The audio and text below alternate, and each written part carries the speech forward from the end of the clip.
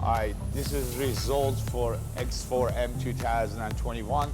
There was a damage on the roof, sunroof, everything was damaged, broken.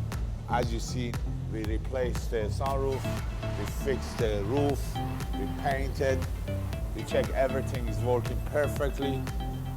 Now it's ready to go. Since the sunroof works, you press one, the shade goes away.